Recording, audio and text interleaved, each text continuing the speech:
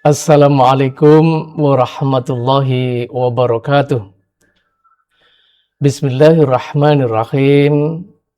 Alhamdulillahirabbil alamin. Wassalatu wassalamu ala asrafil anbiya'i wal mursalin wa ala alihi washabihi ajmain.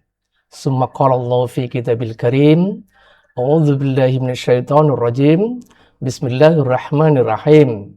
Ya ayyuhalladzina amanu kutiba alaikumusiyam kama kutiba alal ladzina min qablikum la'allakum tattaqun. Summa qala Rasulullah sallallahu alaihi wasallam man shoma ramadhana imanan wa ihtisaban ghufira lahu ma taqaddama min dhanbihi. Al hadis amma ba'd. Para pemirsa yang insya Allah dimuliakan Allah Subhanahu wa taala, baik keluarga besar PGRI maupun siapa saja yang sempat mencermati tausiah ini, marilah kita senantiasa bersyukur kehadirat Allah Subhanahu wa taala agar kita senantiasa diberi kesehatan dan diberi kesempatan untuk meningkatkan ibadah amal saleh kita dalam rangka menjaga kualitas iman kita dan meningkatkan kualitas ketakwaan kita kepada Allah Subhanahu wa taala. Salam serta salawat semoga terlimpah selalu kepada baginda Nabi kita Muhammad sallallahu alaihi wasallam beserta keluarga, sahabat dan seluruh barisan-barisan beliau, insyaallah termasuk kita dan para pemirsa serta generasi-generasi penerus kita. Amin ya rabbal alamin. Sesuai dengan yang diamanatkan kepada saya tentang tausiah ini yang berjudul Ramadan adalah bulan pemaafan, atau saya ambil dua frase Ramadan dan ampunan. Karenanya mari bersama-sama kita angkat dua frase ini, yang pertama tentang Ramadan, yang kedua adalah tentang ampunan. Tentang Ramadan sudah diangkat di dalam surat Al-Baqarah 183 yang telah kami sebutkan di pendahuluan, dan tentang ampunan dalam hadis Rasulullah juga sudah saya sebutkan di pendahuluan. Untuk itu tentang Ramadan ini sedikit kita ambil hikmah sesuai dengan edukasi atau nilai-nilai tarbiyah karena kita adalah keluarga besar guru. Nah, kata-kata kutiba alaikum syiyam di dalam ilmu fikih itu bermakna diwajibkan atas kamu untuk melaksanakan puasa.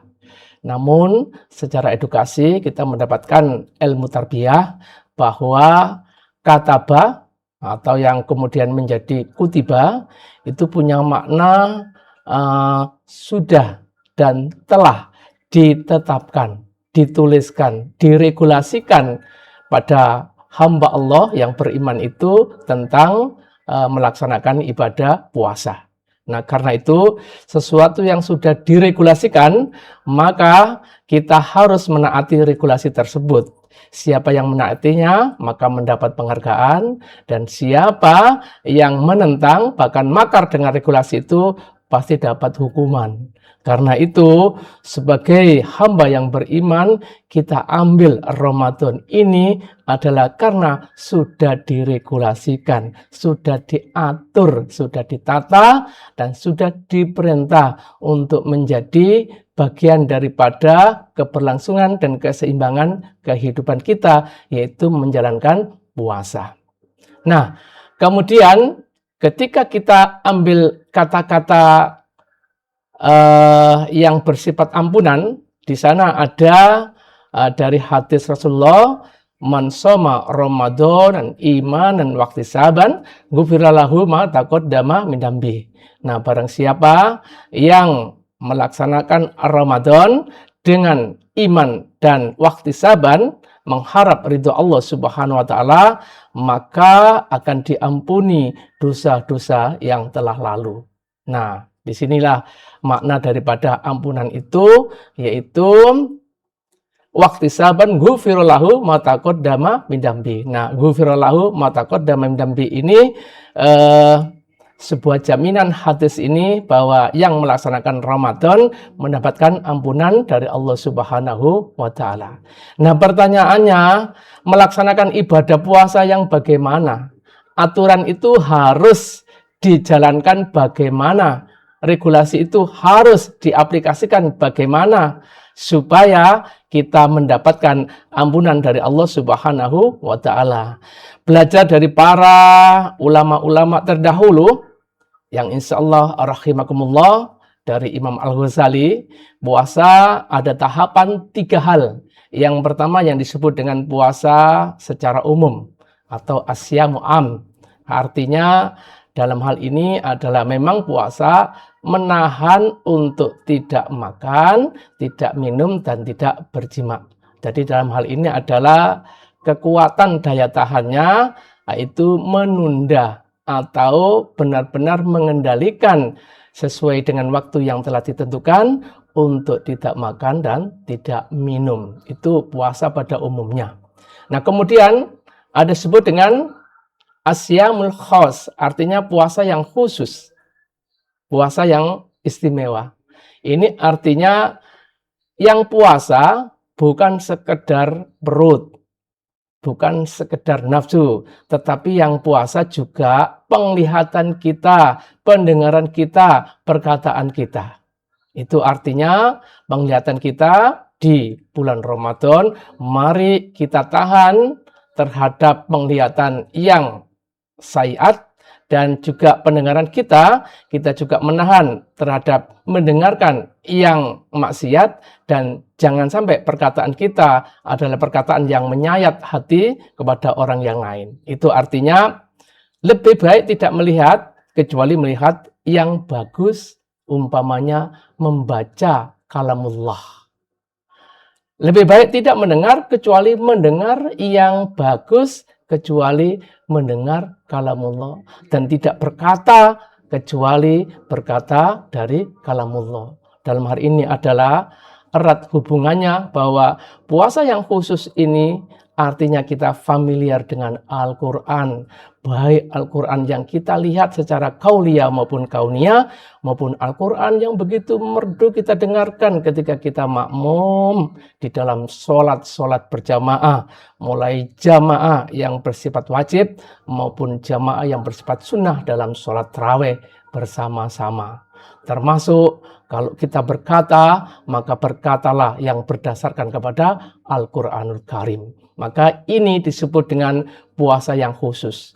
Ada puasa yang khusus bil khusus, yaitu lebih khusus lagi dari yang khusus. Artinya super khusus, sangat istimewa. Puasa dalam hal ini adalah bukan sekedar puasa makan minum, puasa penglihatan, puasa pendengaran, dan puasa perkataan, tetapi puasa qalbun, puasa hati. Nah, inilah yang terberat, namun ini adalah yang termulia. Para pemirsa, rahimakumullah, mari kita bersama-sama tahapan ini kita ikuti, bahwa puasa kita adalah puasa di dalam hati. Itu artinya kesadaran kita harus betul-betul mencapai kepada kesadaran ilahiyah. Karena kita tahu tahapan kesadaran menurut ilmu yang berkembang saat ini, baik dalam psikologi positif maupun psikologi persuasif, itu disebutkan ada kesadaran rasional, ada kesadaran yang lebih tinggi dari rasional, yaitu kesadaran transpersonal, dan ada lagi kesadaran yang tertinggi adalah kesadaran transendental atau kesadaran spiritual religius. Nah, karena itu puasa bukan sekedar kesadaran rasional, memang puasa membawa manfaat. Antara lain, hemat masalah konsumsi supaya kita berproduksi dengan ibadah amal soleh. Antara lain, kesucian pada penglihatan kita, pendengaran kita, supaya apa yang kita lihat, kita dengar, kita katakan adalah sebuah hal yang suci, yang membawa manfaat, menenteramkan, memberi pencerahan kepada sesama. Tapi lebih daripada itu adalah hati kita harus punya kesadaran yang tingkat tinggi, yaitu kesadaran spiritual. Nah, kita tahu bahwa kesadaran spiritual ini harus diperoleh setelah kesadaran rasional. Artinya puasa sangat membawa manfaat. Nah, sedangkan untuk kesadaran transpersonal di sini adalah kesadaran untuk memindahkan. Trans dalam hal ini adalah untuk memindahkan, untuk mentransfer apa yang ada pada diri kita, keakuan kita, untuk dipindahkan bisa bermanfaat kepada orang lain. Sehingga orang yang puasa itu tidak membesarkan akunya menjadi orang egois, tetapi yang dibesarkan adalah aku yang maha besar Allah Subhanahu wa taala. Aku di sini hampir hilang, lebur kepada aku yang maha besar, dan aku di sini bersama aku yang lain. Sehingga puasa yang transpersonal ini antara lain suka berbagi, suka menolong, suka untuk bergaul, membangun peradaban yang mulia. Dalam hal berbagi, karena begitu lapar itu sengsara, haus itu juga sengsara, maka di ibadah bulan Ramadan ini mari kita juga berbagi kepada kaum fakir miskin. Jika kita hanya menahan puasa, mungkin di Indonesia 12-14 jam, tetapi ada juga di tempat yang lain yang sedang perang di Palestina sana, menahannya bukan sekedar jam-jaman, tetapi hari demi minggu, bahkan minggu berganti bulan. Ada yang berbulan-bulan tidak menemukan makanan. Maka itu semuanya adalah termasuk jika kita menyumbangkan sebagian daripada harta kita untuk kepentingan Palestina, maka ini kita menuju kepada kesadaran yang disebut dengan transpersonal. Karena itu mari kita selalu berbagi, yang punya ilmu berbagi, yang punya harta berbagi, bahkan yang punya kekuatan tenaga juga berbagi untuk kerja bakti bersama. Nah, ditingkatkan lagi yaitu kesadaran yang spiritual, yaitu kesadaran di dalam hati segala sesuatu ini kita selalu zikir, selalu ingat kepada Allah Subhanahu wa taala. Umpamanya kita melihat beras, ingat kepada Allah, sehingga di penghujung Ramadan nanti ada zakat fitrah, yaitu zakat kesucian. Maka ketika dilaksanakan zakat fitrah ini, beras itu adalah benar-benar beras yang diperoleh dari Allah, berproses untuk Allah, dan kita nanti kembali membawa pahalanya zakat fitrah bersama Allah Subhanahu wa taala. Ini baru contoh bahwa itu adalah kesadaran spiritual religius. Artinya segala sesuatu ini kita kaitkan dengan Allah Subhanahu wa taala. Mudah-mudahan yang sesingkat ini memberi pemahaman bahwasanya ketika kita dapat ampunan, ketika kita masuk kepada ketiga kesadaran itu. Jadi tidak berhenti di kesadaran rasional, tetapi harus naik di kesadaran transpersonal, yaitu makna aplikasinya di masyarakat yang luas. Nah, kemudian ada kesadaran spiritual religius, yaitu makna ketauhidan kepada Allah Subhanahu wa taala. Jika puasa mencapai kesadaran ini, maka insya Allah kita mendapat ampunan yang digambarkan dengan ghufirallahu ma taqaddama min dambi. Kita akan dapat ampunan dosa-dosa kita yang lalu. Maka bahagianya kita setahun 12 bulan ini dengan 1 bulan saja menghapus dosa-dosa kita yang lalu yang 11 bulan ini. Karenanya mari kita benar-benar menjalani puasa ini dengan imanan wahtisaban, dengan penuh keyakinan dan konsekuensinya. Jadi apa yang kita imani Allah, kemudian konsekuensinya Allah memerintahkan puasa, kita melaksanakan puasa dengan kesadaran spiritual religius tadi. Nah, dengan wahtisaban di sini adalah mengharap ridho Allah Subhanahu wa taala, sehingga puasa ini kita desain, kita rencanakan, kita betul-betul membangun puasa ini dengan puasa yang sebaik-baiknya, dengan puasa yang mempunyai nilai derajat di sisi Allah yang mulia, sehingga puasa kita betul-betul menghapus dosa-dosa kita yang lalu.